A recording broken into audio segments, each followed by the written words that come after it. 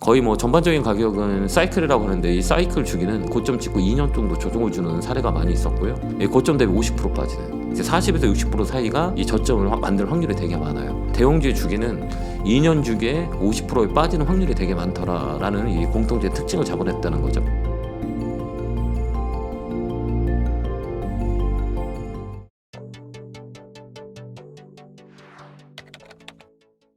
안녕하십니까. 저는 김현구의 주식코치 경제TV에서 오랜 시간 동안 여러분 곁에서 방향을 좀 설정해주려고 노력하는 그 멘토 중에 하나 김현구라고 합니다.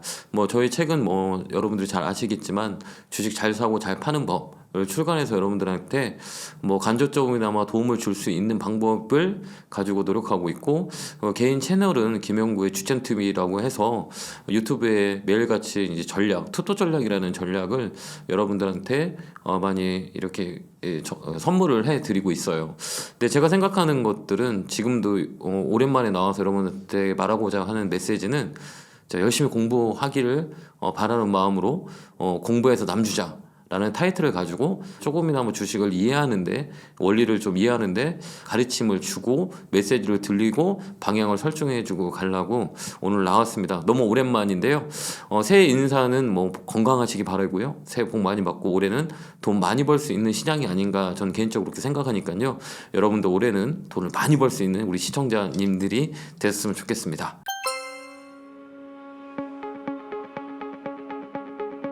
그러니까 우리가 가장 중요한 거는 주식을 한다고 생각하면 안 되는 것 같아요. 저는 그렇게 생각하거든요.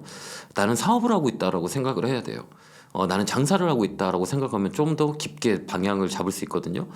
그러니까 쉽게 얘기해서 삼성전자라는 생선을 100원에 사서 200원에 팔고, 또한 200원에 사서 400원에 팔 수 있는, 그걸 어디서 파냐? 마켓에서 파는 거죠. 그렇게 보면 우리가 사업을 하고 있다고 생각하면 좀 더 부진해지지 않을까. 이게 이제 기본적인 주식하는 원리라고 봐요. 그래서 여러분들은 주식한다고 생각하지 말고 내가 사업을 하고 있다, 내가 장사를 하고 있다라고 생각하면 좀 더 빨리 움직일 거예요. 그래서 우리 시장, 그러니까 가장 중요한 지금 시장의 생선, 가장 싱싱한, 남들이 인기가 있는, 남들이 사고 싶어하는 그런 생선을 사야 우리가 수익을 낼 수 있는 거고, 또한 생선이 팔리지 않는 생선을 많이 갖고 있다 보면 생선을 썩어서 갖다 버려야 될 거예요. 그래서 시장 트렌드를 가장 읽는 게 가장 중요한 방법이 아닌가라는 것들이에요.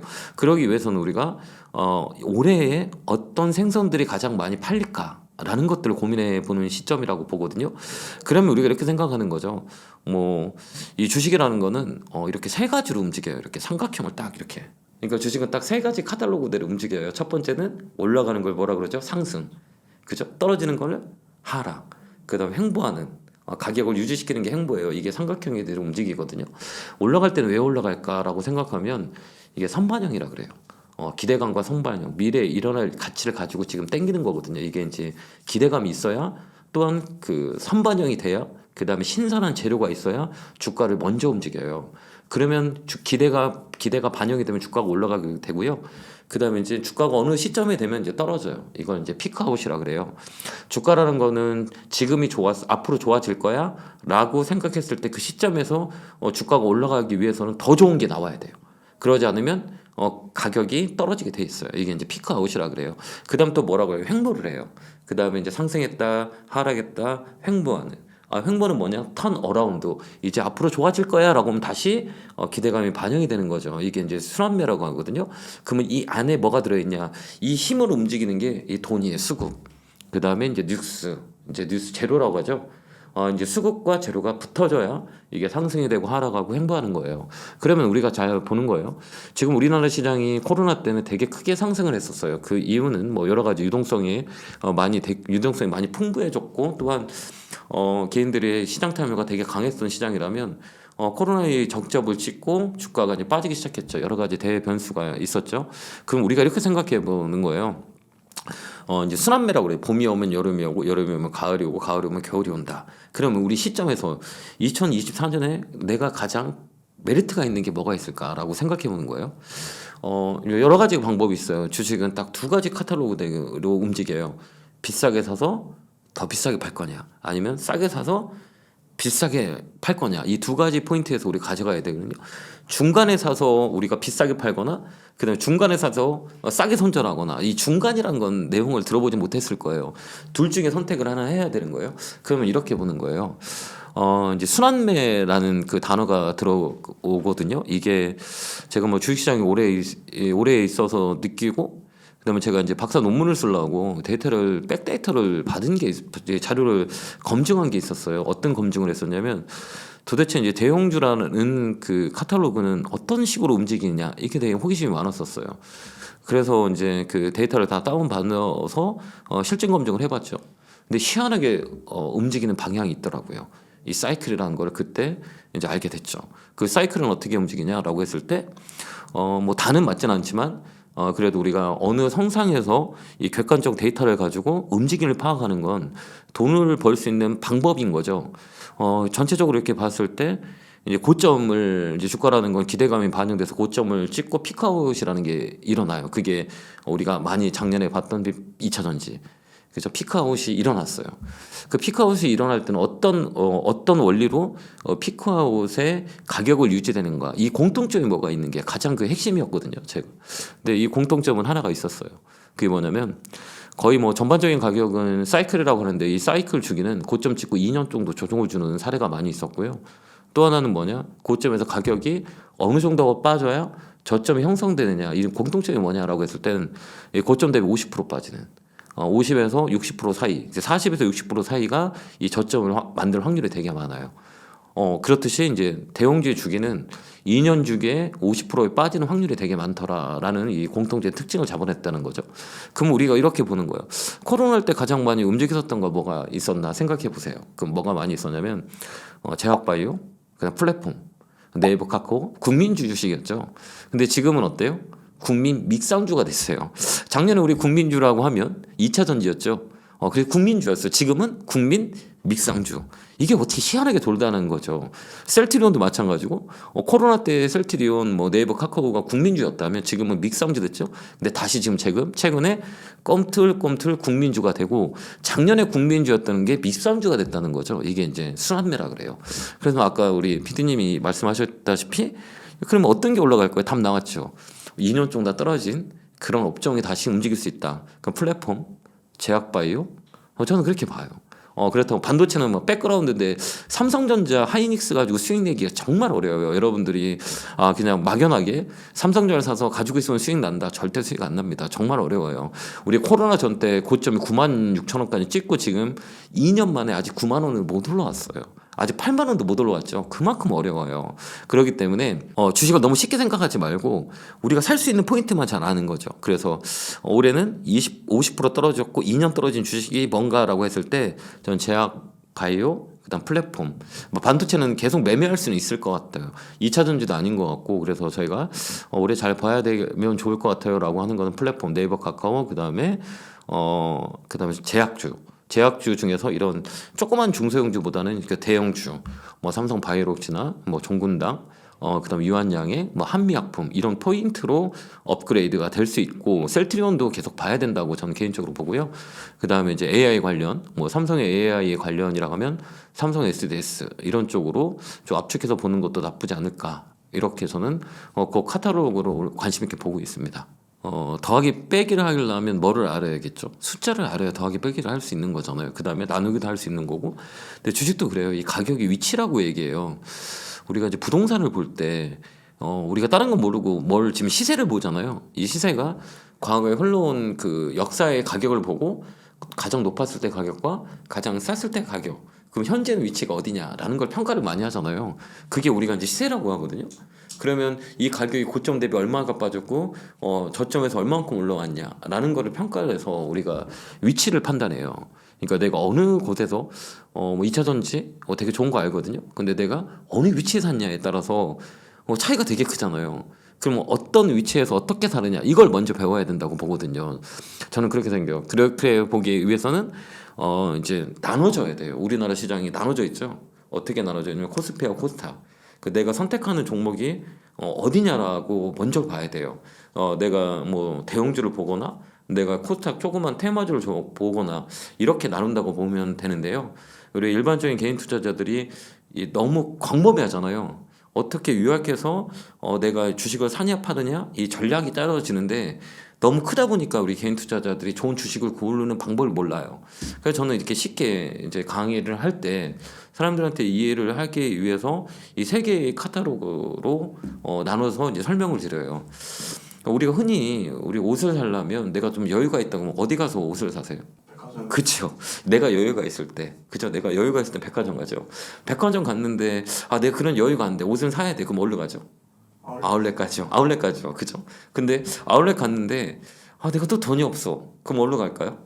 마트나 시장 가죠. 그렇게 나눠지는 거예요. 그러니까 내가 여유가 있고 내가 비싼 걸 사려면 이게 대형주예요. 그럼 이거를 어떻게 구분하냐? 저는 그렇게 구분해요.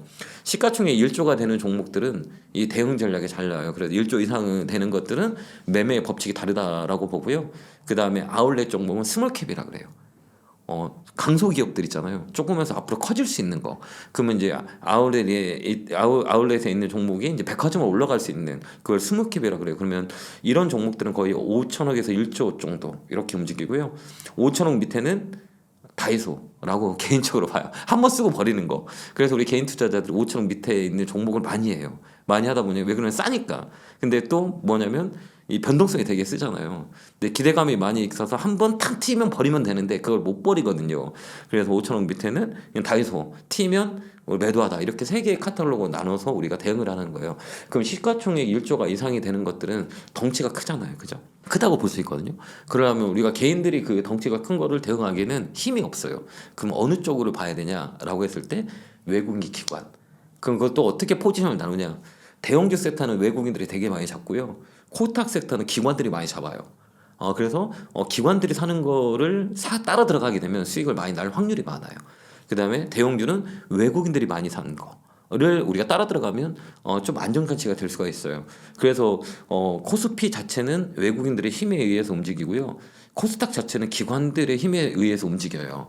그 다음에 이 잡주, 흔히들 얘기하는 테마주, 이거는 세력주라고 해서 이제 개인들이 이 주가를 만들어서 끌어올려요. 그러면 내가 어느 쪽에서 수익을 낼 수 있는 확률이 많이 있냐? 이 카탈로그 세 개 중에 하나를 잡아야 돼요. 근데 저는 그렇게 생각해요. 외국인 기관들을 따라 들어가는 거. 개인들이 많이 산 것들은 절대 외국인 기관들이 도와주질 않아요. 그 돈을 뺏는 거잖아요. 머니게임은 양육강식이 확실히 있어요. 그러니까 큰 애들은 힘이 약한 개인 돈을 뺏는 싸움이기 때문에 현명한 사람들은 외국인을 안전장치로 보고 기관을 안전장치로 보고 들어가는 거예요. 이렇게 우리가 판단을 하면 쉽게 다가가지 않을까 이렇게 보여지거든요. 네, 이게 이제 고르는 방법 중에 하나의 원칙이다 이렇게 보면 될 것 같아요.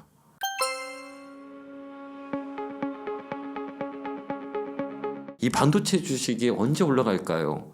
뭐 내일도 움직일 수 있고 한 달 후에도 움직일 수 있고 그다음에 1년 후에도 움직일 수 있다고 생각해요. 근데 현 시점에서 움직일 수 있느냐 없냐 좋은 건 다 아는데 우리 개인 투자자들한테 지금 SK하이닉스, 삼성전자 많이 올라 있잖아요. 밑에서 바닥에서 많이 올라왔거든요. 우리 흔히들 생각하는 거는 위에서 떨어지는 거, 그다음 밑에서 올라온 것도 생각해야 되거든요. 근데 밑에서 많이 올라왔어요. SK 하이닉스 같은 경우는 그죠? 삼성전자도 마찬가지죠. 그럼 현 시점에서 이 가격이 좋은 거냐, 안 좋은 거냐고 늘어날 때는 저는 좋지 않다고 생각해요. 왜 핸디캡이 있으니까 밑에서 많이 올라왔기 때문에 더 올라갈 수는 있지만 그 가격이 나한테는 유리한 거냐 아니 유리한 거냐를 먼저 알아야 되거든요. 근데 사람들이 이제 반도체가 좋아요. 그러면 우리 개인 투자자는 다 좋은 줄 알고 그거 사버려요. 근데 그게 다 고점이 될 수가 있어요. 왜 그러냐면 소문난 잔치에는 먹을 게 없어요. 뭐 SK 하이닉스도 앞으로 좋아질 수는 있겠지만 내가 사는 위치가 가격이 높잖아요. 그럼 나한테 그만큼 핸디캡이 있다는 거죠. 그러면 이 반도체 중에서도 못 올라가는 종목을 찾아야 되는 거예요. 근데 흔히들 사람들은 그냥 반도체가 좋아요 그러면 뭐 삼성전자, SK를 막 걔네들이 막 사요. 그래서 전체적으로 개인들이 2년 전에 사는 평균가가 8만 원이에요. 삼성전자 같은 경우는 8만 원, 9만 원이 엄청 많아요. 그 에코프로 같은 경우는 100만 원대. 왜 그러면 제가 종목 상담을 하다 보니 이 대한민국에 이제 저를 이제 종목 상담을 위해서 저한테 신청하는 사람들의 단가를 저희는 받아요. 그럼 도대체 개인 투자자들 어느 종목에 얼마의 가격이 많이 있는지 저는 확실히 알아요. 왜 그러냐면 제가 이제 토요일마다 이데일리 경제TV에서 상담을 해요. 이 종목을 이제 컨설팅 이제 상담을 해주는. 저는 추천을 하지 않아요 방송에서는. 그게 의미가 없다고 생각해서 사람들한테 이제 주식을 어떻게 알려줄 수 있는지에 대한 부분을 스터디 상담이라 해서 그렇게 진행하고 있는데요. 좋은 건 분명히 맞아요. 근데 내가 어느에서 어떻게 살 거냐, 어떤 종목을 살 거냐, 이게 더 중요한 거고, 그냥 저는 그렇게 생각해요. 반도체가 좋으니까 반도체 사세요라고 하는 건 너무 무책임한 것 같아요. 저는 그렇게 봐요. 그렇기 때문에 어느 종목을 어떻게 우리가 선택할 수 있는지의 선택지에 대해서 방향을 잡아줘야 된다고 생각해요. 그럼 반도체라고 해도 정말 많은 8대 공정이 있잖아요. 그 중에서 어느 쪽으로 포인트를 잡으냐.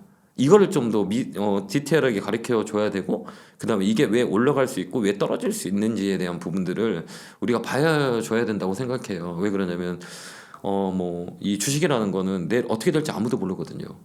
그죠? 내일 어떻게 될지 모르고 내일 가격이라는 건 또 어떻게 될지 모르기 때문에 우리가 주식함에 있어서 이 반도체가 좋아요. 왜 그럼 재고 사이클, 그다음 HBM 뭐 여러 가지 이슈가 많이 있죠. 근데 이 가격이 먼저 반영이 되면 떨어지게 돼요. 그렇기 때문에 그 위치의 반영이 어느 정도의 가격이 시장에 묻어 있다 그러면 저는 좋다고 생각하지 않아요. 그래서 지금 하이닉스도 저는 우리 시청자님한테 지금 이 시점에서 하이닉스가 좋다 그러면 저는 그 대답은 맞지 않다고 봐요. 왜 그러냐면 손해볼 확률이 많이 있기 때문에 그게 이제 가치가 많이 반영이 돼 있어요. 근데 또 왜곡이라는 게 뭐냐면 이 외국인 투자자들은 지분줄이라는 게 있어요. 막 고점에서 막 사잖아요. 정말 이 주식을 끌어올리려고 사는 건지 아니면 지금 샀을 때 자기가 가지고 있는 평균 단가가 어디에 있는지에 대한 부분을 정확히 알아야 되거든요. 근데 우리 개인들은 흔한 게 이제 고점에서 이제 종목들이 막 움직이고 외국인이 들어오면 그게 전부인 줄 알아요. 더 갈 거라고 생각하고 있거든요. 근데 팔기 위한 묘수일 수도 있어요. 전략이라는 수도 있어요. 우리 개인들은 단순하기 때문에 그다음에 또 그 위치에 대한 부분들을 몰라서 이제 외국인 샀어요. 고점에서 외국인 샀다 그러면 따라 붙어요. 그때부터 빠져요. 그렇기 때문에 그런 것들에 대한 부분들을 좀 심도 있게 좀 알려줘야 되는 게 맞는 게 아닌가. 그래서 저는 올라간 주식을 별로 안 좋아해요. 왜 그러냐면 개인들이 그만큼 대응하기 어렵기 때문에 올라가는 것보다 올라갈 수 있는 아까 우리가 반도체가 가격이 올라가지 않았다면 저는 지금 괜찮다고 얘기할 수 있는데 지금 많이 올라가 있는 가격이기 때문에 저는 좋다고 보지 않아요. 왜 그러면 나만큼 그만큼 올라간 가격에서 더 비싸게 팔아야 되니 비싸게 팔기 위해서는 테크니컬한 부분이 있어야 되거든요. 그래서 선택지에 있다면 저는 굳이 지금 현 시점에서 반도체를 사야 되냐라는 의문점이 생겨요. 그렇기 때문에 그거보다는 많이 빠져있던 아까 제약바이오나 플랫폼 쪽 뭐 이런 쪽이 좀 더 우리한테는 조금 더 이 수익을 낼 수 있는 공간이 더 많지 않을까, 밴드가 많이 있지 않을까라는 생각을 해봅니다. 그래서 저는 반도체보다는 아까 말씀드렸던 그런 업종을 보는 게 좀 더 우리한테 유리하지 않을까, 가격에 메리트가 있지 않냐 이런 생각을 해봅니다.